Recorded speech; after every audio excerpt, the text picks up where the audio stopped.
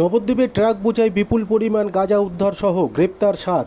নবদ্বীপ গৌরাঙ্গ সেতু রোডে পুরনো টোল প্লাজা থেকে বিপুল পরিমাণ গাঁজা উদ্ধার করে নবদ্বীপ থানার পুলিশ।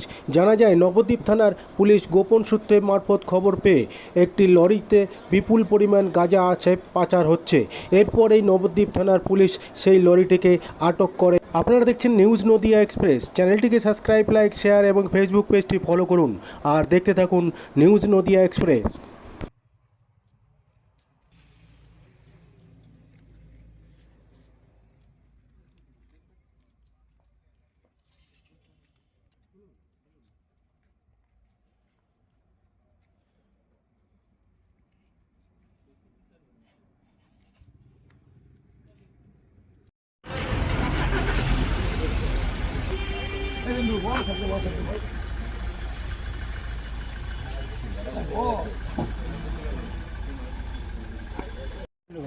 কোথায় বাড়ি?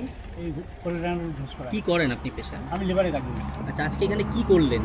এখানে এসেছিলাম ঘুরতে, আমাদের এখানেই বাড়ি। হ্যাঁ, ঘুরতে আসলাম, দেখি এসে এই পরিস্থিতি।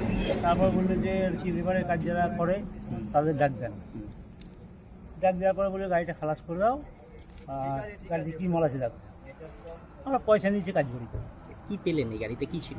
এই গাড়িতে সামনে পেসের পজিশনে কিছু ছিল না, যা ছিল সামনে পজিশনে কি ছিল?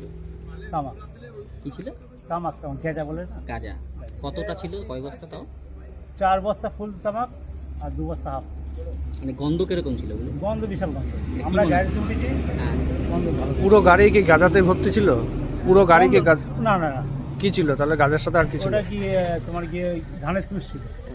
ধানের তুষের ভেতরের মধ্যে ধানের তুষ ছিল, ভেতরে লুকিয়ে রাখা সামনে ছিল। সামনে ছিল, হ্যাঁ, সামনে। কটা বস্তার মতো হবে মোটামুটি?